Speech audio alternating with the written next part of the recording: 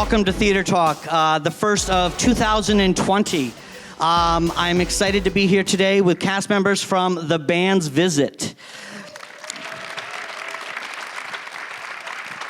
So we're going to start by having them each introduce themselves, talk about the role they play in The Band's Visit, and where they're from.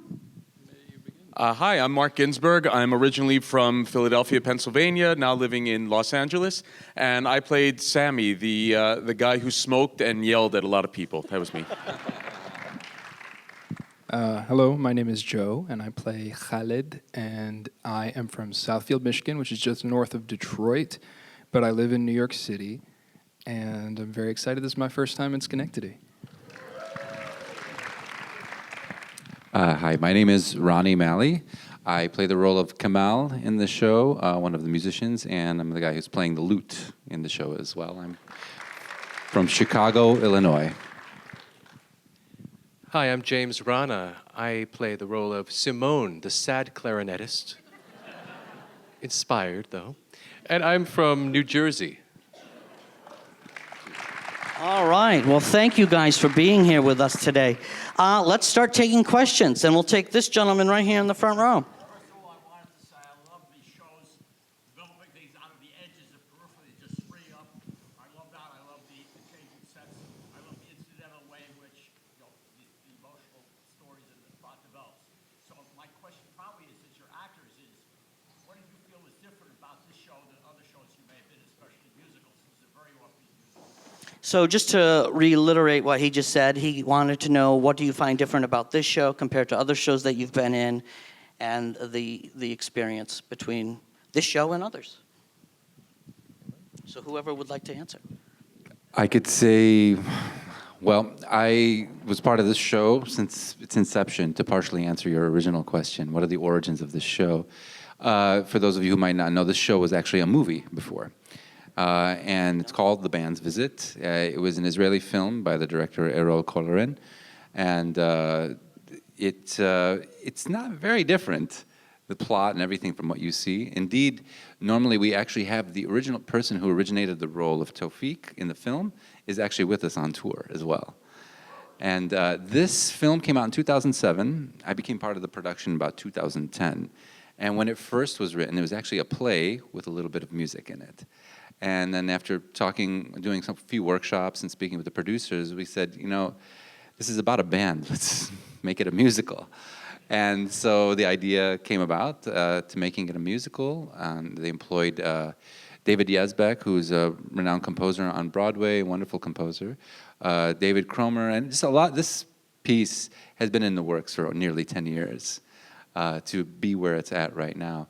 What makes it different for me personally is it's called a musical, but it's not quite a musical. Yeah, when you say American musical, a lot of people have expectations. Maybe that's a good thing with this, is you don't really know what to expect. I love it because the music is kind of like the vehicle on which the story rides. It's not just a number. Personally, that's how I find it to be a little bit different than what I've done in the past. Anybody else want to say something? I think this show exists to a certain extent outside of the idiom of traditional musical theater, but not by an overt attempt to resist the vocabulary of what has been established in American musical theater. It simply sort of chooses not to play by those rules. So rather than have someone stand at the edge of the stage, present themselves to the audience, and sing boldly and loudly and make really, unique facial expressions and big, bold, dramatic physical choices that tell you the story, I think specifically our director, David Cromer, comes from the world of naturalist drama, and he seeks to imbue that sense of grounded natural energy into the show. And I think this particular piece falls apart as soon as anybody thinks that it's about how good they are supposed to sound, how pretty they are supposed to look, how much energy and emotion they're supposed to express with one simple thought. It's really just supposed to be talk to someone, try to understand them, and don't ornament, adorn, or add anything on top of that. And maintaining that is probably the biggest challenge that all of us face, especially in an industry that relies on that vocabulary of exaggeration, of sentimentalizing human emotion, and packaging big, broad moral ideas and themes, and then slamming them in your face multiple times over 2 acts As if you're not, above the age of 12. What do you mean, Joe? Right. Well said, well said. Yes, sir, you right there. But I've never seen such a production of talented, unique abilities and physical characteristics. Can you tell me how the ensemble came together and their background? So the question is, can you tell us how the ensemble came together and your specific backgrounds? He should start. This is like his, 800th show? No, we're past 800. We're like, No joke. no, I'm seriously. yeah, I forgot to check the call board and do a little mathematics, but we hit 800 in Minneapolis. No, so I think I'm going to just say, I think this was 811 or 812. Thank you. For me. It's my personal best. A lot of casting. There were so many enormous casting sessions, and I really love and admire the fact that they wanted to be as specific, but also honoring these actors from this part of the region. And my background is very interesting because I am not Arabic. I have an my legal name is Arabic. I have an Arabic name. I have Islamic family, but I'm half Pakistani, half German. There's not many of us around, but we're. And I just want to say, because I want to hear from my fellow cast members on this question, but so long when I came out of drama school, I was pretty much told, you can play a terrorist, no, you can play a doctor, you cannot do anything else. So many productions, and and this is long ago, I would be in audition rooms because I would still be fighting, and I'd be told at auditions personally by the director, you're really good, but if I was setting the play in the Middle East, I'd call you what we're not. I used to be told, we're going to go with an American-looking cast. But isn't it wonderful that things have changed? Yeah. Things have changed. I'm so thrilled that so many of the younger actors did not have to experience what I had to experience, and that there's a show where they actually sought me out. And so I'm thrilled. Bravo, man. It's hard to top that. What was the question again? How did this ensemble come together? Very carefully, and it does take a lot. There are so many things happening. This is one of those few plays. I'm traditionally a musician. That's my background. I teach music, and that's what I've done for a long time. But then you get bit by the theater bug, and you start getting into theater, dabbling in everything from sound design, composition, a little bit of acting, and lo and behold, you're asked to be part of this thing. Never in my wildest dreams. I grew up playing in a musical band, in a family band, a lot of Egyptian music. My background, I'm Palestinian American. My family is from Jerusalem and from Ramallah, so very much from the region. I knew a lot of the music that was being played there. I played that all throughout my life. So much so, that was why I was initially consulted on this. My maternal language is Arabic as well, so there was a lot of Arabic in the play, and I ended up being the dialect coach.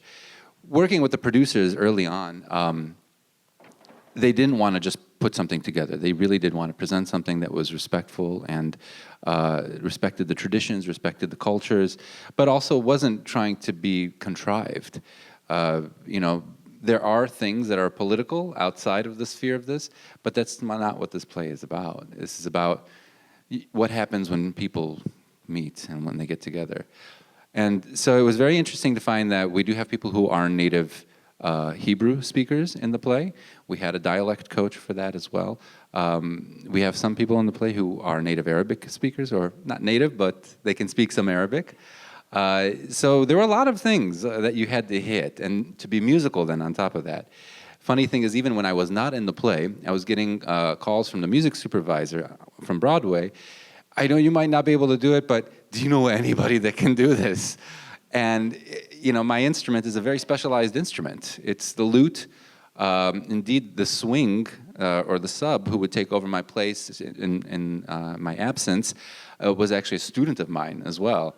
And I told him, he's been taking lessons from me. He's a great guitarist as well. And when I told the music supervisor, I said, look, we should bring somebody on the road. This isn't the kind of thing where you can pull up in Schenectady and call an oud player. And he said, I agree 100%, but you have to also, does he play percussion? I said, Alex, do you play percussion? He's like, Yeah, he plays percussion. So we started working on that.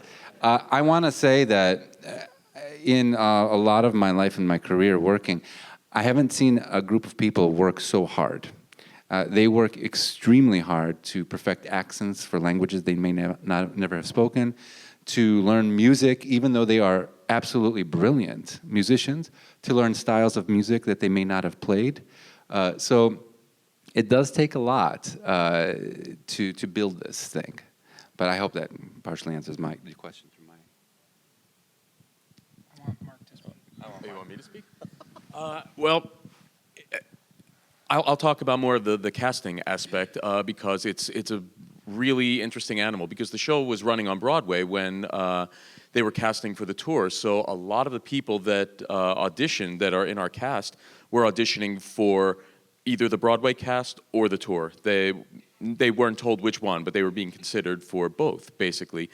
Joe and James were in the Broadway company, and so they would come in and help out and do some reading during the auditions and what have you. But a great number of the people that auditioned for this show came in 4, 5, 6 times over the span of a great many months. We're being called in for lots of different roles.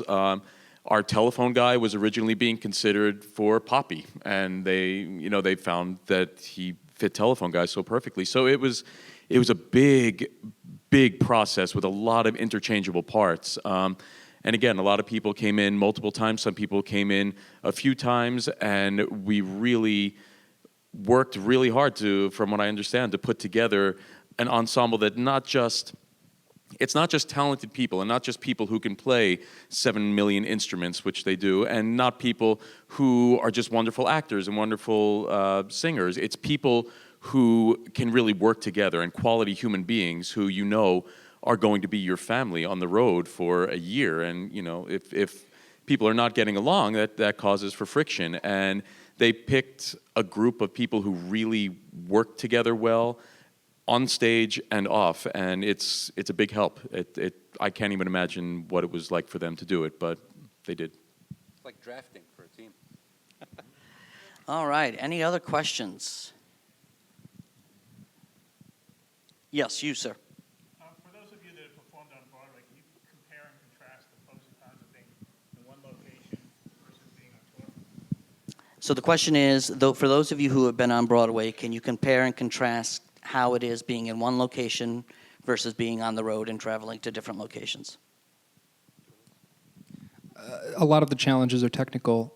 When you have the ability to set up shop in one place, it becomes the home base of the show. So the set never moves. None of the implements, the sound design, all of it is sort of in-house, and it's just adapted. And I joined the show after it had opened, and by the time I got there, it was very much a well-oiled machine. And I was sort of, plugged in to the aspect that I had been hired to fill. I think the biggest challenge is that every place we're in a new space. The space has different aspects of it that are, some of which are features, some of which are hindrances. But we basically build up this deck and build up the set, and our team makes that place real every city we go to, so that when we show up the day before, the hours before our first show, there's Petah Tikva. It's the same. But the challenges, I think, are just adjusting to, suddenly you're in a new place. The audiences change in size. They change in what they respond to. And with our show, because it's a little quiet, sometimes you have to try and figure out, to drop your line in just the right place so that people can hear it, but you don't want to cut off people's laughs. So it's hard to gauge that. And it was the same on Broadway, but I think it's the physical aspect of it, the technical aspect of it. It's constantly adjusting. It's like if you came to work and every week you were in a new office, in a new building, in a new town that's close to where you were, but it's not the same. And all of your coworkers outside of your immediate group are people you've never met before. For 18 months, the Barrymore Theater on 47th Street was my second home, literally. My dressing room was, the theater was open during the daytime hours, so if there was a time before the show, I could literally just walk in. I was friends with the doorman, I still am, and I would just bring my dinner and I'm going to go take a nap in my room. I'll see, or people would just, because that was our home, and we accepted that, and that was wonderful. I would say that audience sizes are a big thing because at the Barrymore, even though we're Broadway, it was a much smaller Broadway house, 1,100 seats. And then our first theater on tour was Providence, Rhode Island, 3,000 seats. And it was like, this is different. This is so different. I know we were used to much more intimate production, and now we had to make that different because we had people far away from us. All right. Yes, up there.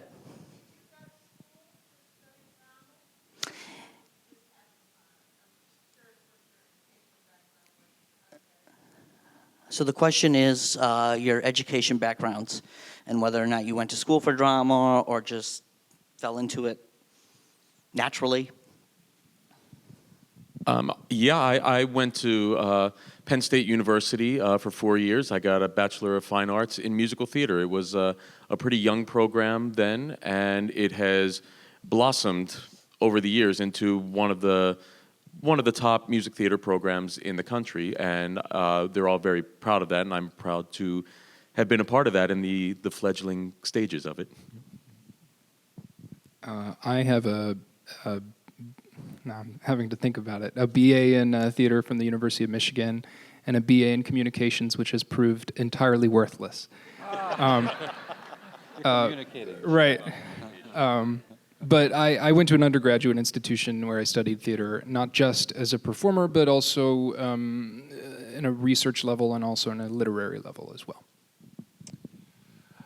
As I mentioned before, I'm initially a musician. I had a family band, and my father and my brother were musicians, so I've literally been on stage since I was about 9 years old, so performing in that way. And I didn't think I would just do it as a career because, I was told, get a real job, kid. And so I went through a myriad of a lot of other work, but still every week and every weekend the family band would play at weddings and things like that. So my education in this style of music that you're also hearing in the show, this Middle Eastern music, was due to a lot of apprenticeships.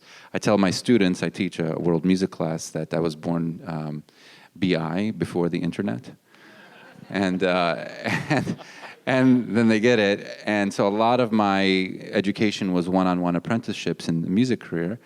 Then I ended up going to DePaul University in Chicago, and I created a degree in independent study in global music, so study of world music, ethnomusicology is what you would consider it. But at that point, I would do a lot of different things in theater. So I never formally studied drama, but I was intrigued by it, and I loved the marriage of story with music, with literature, and ended up dabbling in actually playwriting myself. I like to write historical plays, things that talk about omitted histories, as some people might think. And then I was on stage with a theatrical production, and a lot of times in the pit with the musicians, or sometimes they'll put us on stage as musicians in costume, which I thought was fabulous. And that was, I think, when I really got bit by the bug to say, I like this performing thing. I think I want to, let me learn a monologue or so and see what happens. And in fact, that's how I got the gig doing this as an actor. Initially, I was hired to be a musician, and then the music supervisor said, "You act too, right?" I said, "Yeah, I mean, I've acted in my own plays and other things." He said, "Well, would you come to New York and audition for this?" I said, "Yes," and I was given the role. So. After college, I went to a graduate acting program in Providence. I went to Trinity Repertory Company, which is now with Brown. So a lot of my classmates, a lot of the students that were in my years, have become a lot of artistic directors. Several of them have become ensemble companies, many of them off-Broadway. Joe worked with some of them. And it's a good organization, it's a good network, but it really prepared me for coming to New York right after school. All right. You, sir.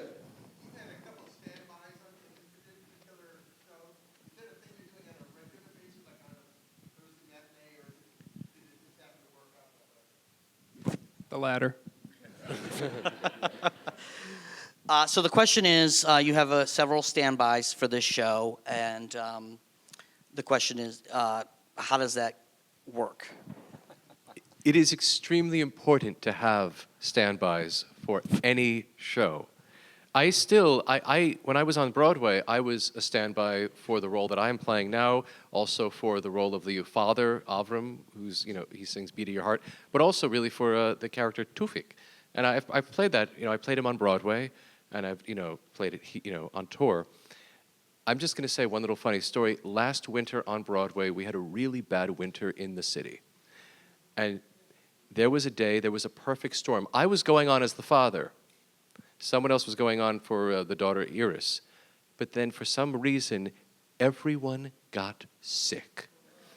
It was so funny. Every single understudy went on that show. And I remember our director, David Kromer, he heard it, he's like, oh, I got to see this. And he was like, this was great. Because a lot of people had not acted with each other before on the Broadway stage, and everyone was listening to each other and taking their moments. And he's like, this was great. And it could be inspiring at times. I can honestly tell you, it could be frightening, because there were days where like the role that I'm playing in a role of the father at the dinner table, 1 week on Broadway, I was literally flip-flopping those two roles. I was moving seats. And then there was nights where like, who am I playing? Well, today was your first show. Well, today I was back after, I've been playing Tufik for the last 12 performances, so now I came back to this role, and I was like, oh, what do I have to do? And in addition to that, I was This guy, just last week. well a few weeks ago when we were in Cleveland, we found out that our Tufik was going to be going over to Israel to do some filming, which is great. Then James slots over into Tufik, and Lauren, who you saw as Tufik today, was going into the Simone track, the sad clarinetist track. And they said, we don't have another understudy for Simone. We need one. Can you be an emergency understudy just in case something crazy happens? I said, sure. I learned some of the blocking.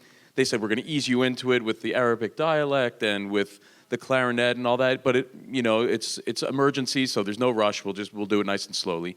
And a week and a half later, our Simone understudy had a family emergency, and I got the call and said, emergency, we need you to go on in 2 days. So it was nice knowing the show, being on every night in the show is great. So I had most of it in my head, but then there are so many things you don't think about, like there's a lot of luggage in this show, and there are a lot of chairs, and there are a lot of people walking around you, and you have to have a clue how to play the clarinet and all these things and Arabic dialogue. And I hadn't thought about that. So we worked really hard. Ronnie helped me out a ton. Our clarinetist, Evan, who's on stage, showed me not necessarily how to play the clarinet, but just how to look competent while doing it.